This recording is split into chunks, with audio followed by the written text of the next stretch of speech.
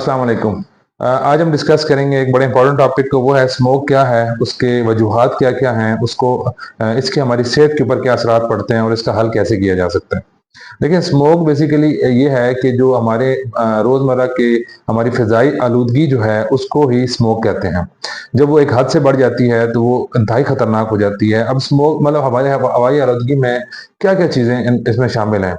सबसे ऊपर तो इसमें धुआं, जो रोजमर्रा का धुआं है वो गाड़ियों से निकलता है, चाहे वो रोजमर्रा की चीजें जलाने से निकलता है। कोई ये जो किसान अक्सर अपनी वो बका बचा बचा कुचा जो फसल का जो गंदगी गंद होता है उसको जलाते हैं, उससे निकलता है, या कोयले के जलाने से है। तो किसी किस्म की फॉर्म में धुआं जो है ये अगर ऊपर फिजा में जाएगा तो वो स्मोक क्रिएट करेगा। उसके अलावा जो धूल मिट्टी होती है वो हो गया। इसके अलावा भी छोटी छोटी चीजें हैं, लेकिन टॉप पे आपकी फिजाई आलूदगी का ये वजह है। तो इसकी वजह से हो क्या रहा है कि यही आप इसी हवा को तो आप सांस के जरिए अंदर लेके जाते हैं, और जब ये फेफड़ों में जाता है तो जब आप गंदगी अंदर लेकर जाएंगे, धुआं अंदर लेकर जाएंगे, तो उसकी वजह से सारे के सारे आपके फेफड़ों में नुकसान शुरू हो जाएंगे। इरिटेशन होगी, छींकें आएंगी, वगैरह वगैरह। अब इसकी वजूहत क्या क्या है? देखें, टॉप वजह तो हमारे यहाँ जो रोजमर्रा की डीजल वाली गाड़ियां हैं जो धुआं प्रोड्यूस करती हैं, धुआं बहुत ज्यादा छोड़ती हैं, ये सबसे बड़ी वजह है। एक तो हर बंदे के पास गाड़ी है ऑलमोस्ट, और दूसरा ये है कि शहरों के अंदर इंतहाई ज्यादा लोग जो है पब्लिक ट्रांसपोर्ट को इस्तेमाल नहीं करते, वो अपनी अपनी गाड़ियां इस्तेमाल करते हैं। और उसकी वजह से रोज कितने ही मिकदार के अंदर धुआं जो है फिजा में छोड़ दिया जाता है। अब उसको अब देखें, हवा ने अपने आप को साफ भी करना है, उसका एक प्रोसेस है, लेकिन वो स्लो स्लो होता है। इतना जल्दी जितनी जल्दी ये आलूदगी बन रही है उतनी जल्दी हवा हमारी साफ नहीं हो रही। तो ऑटोमेटिकली हमने इसी हवा को अंदर लेकर जाना है, और उसी की वजह से फिर दिन ब दिन नुकसान होते जा रहे हैं। दूसरे नंबर पे कोयला जो जलता है उसकी वजह से जो धुआं प्रोड्यूस होता है, या जो गंदगी प्रोड्यूस होती है, वो भी इसके अंदर कंट्रीब्यूट कर रही है। तीसरे नंबर पे जो हमारे हैं ये जो हैं रोजमर्रा की जो चीजें हम घर की अगर फर्ज करें, कोई बचा कुचा गंद जला देते हैं, उससे हो जाता है। तो ये सारी चीजें मिलके ऑटोमेटिकली आपकी सारी की सारी हवाई आलूदगी का बायस बन रही है। अब इसके हमारी सेहत पे नुकसान क्या है? देखिए, चार चीजें बड़ी इंपॉर्टेंट है। एक, आंखों के ऊपर इसका असर है।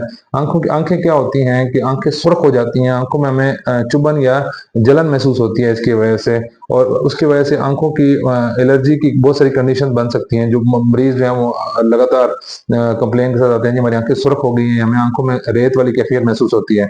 दूसरा, फेफड़ों पे इसके बहुत बुरे असर हैं। फेफड़ों पे ये है कि देखें, जब ये जब आप यही हवा अंदर लेकर जाएंगे तो हमारे लोगों के गले खराब होंगे, छाती खराब होगी। स्पेशली जो दमे वाले मरीज होते हैं, जो सांस के जिनको पुराना मसला चल रहा होता है, उनकी तो तबाही बर्बादी हो जाती है इसके अंदर।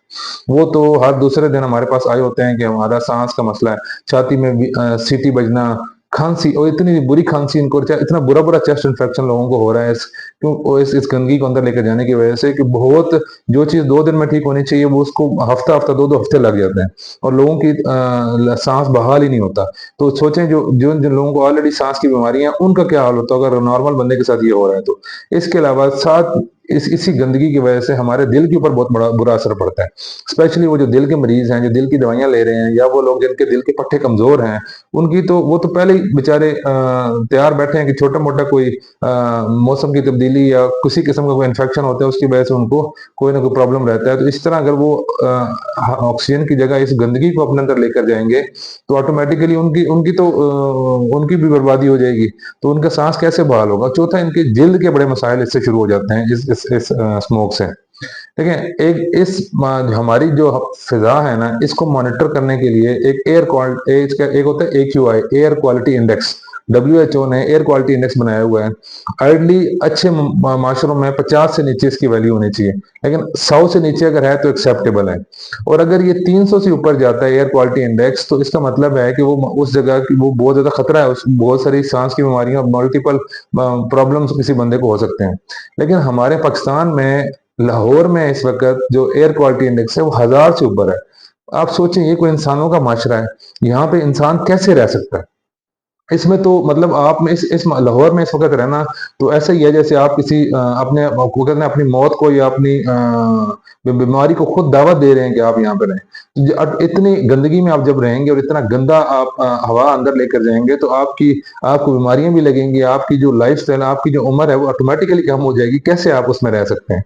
तो ये तो एक नेचुरल सी चीज़ है। पाकिस्तान में इस वक़्त कोई भी शहर ऐसा नहीं है जो जिसका एयर क्वालिटी इंडेक्स 50 तक हो। सारे के सारे इवन कि इस्लामाबाद में भी उसका इतना साफ सुथरा होने के बावजूद इतना कुछ होने के बावजूद भी उसका इतना सफाई उसका नहीं है उसमें। सो ये बड़ा जरूरी है। अच्छा, अब इसको मैनेज कैसे किया जा सकता है? देखें, इसको मैनेज करने का तरीका ये है, सबसे बड़े तो हमें ये गाड़ियां बंद करनी पड़ेंगी। खास डीजल वाली गाड़ियां जो धुआं प्रोड्यूस करती हैं इनको लाजमी बंद करें, इनको रोकें ताकि ये जो हमें जिस अजाब में डाल रही हैं इससे बच सकें। दूसरा हाल ये है कि हम ऐसा कर सकते हैं कि देखें, लोगों को मैं कहता हूं कि कम से कम बाहर जाएं जब तक आपको शदीद जरूरत नहीं है। और तीसरा, ज्यादा से ज्यादा दरख्त लगाएं। देखें, मुसीबत में जब आप फंसते हैं तो उस वक्त उसका हल करने से बेहतर है कि सारा साल उसकी तैयारी की जाए। तो जो हमें चाहिए कि हर जगह पे स्पेशली सिटीज के अंदर ज्यादा से ज्यादा दरख्त लगाएं, अपने घरों में लगाएं, बाहर निकलते वक्त मास्क का इस्तेमाल करें। और जितने हमारे बुजुर्ग हैं, बड़े हैं, जो जिनको फेफड़ों की कोई मसले हैं कि नहीं, उनकी वैक्सीनेशन जरूर करवाएं। नमूनिया की या फ्लू की वैक्सीनेशन जो होती है उसको रेगुलरली करवाया करें। आंखों के लिए रेगुलरली बार बार आंखों को पानी से साफ करें, ठंडे पानी से। घर में आप अगर आपकी ऐसे शहर में रह रहे हैं जैसे लाहौर में रह रहे हैं तो घर में एयर प्योरीफायर होता है वो रखें, ताकि आपकी हवा को साफ रखे और उससे वो जो साफ हवा अंदर लेकर दें। पानी का ज्यादा से ज्यादा इस्तेमाल करें।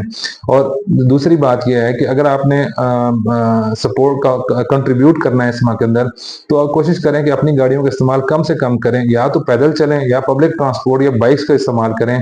कम से कम ये चीजें जितना कम आप इसको धुएं वाली चीजें इस्तेमाल करेंगे उतना कम हमारा फिजा गंदी होगी और उतनी बेहतरी होगी।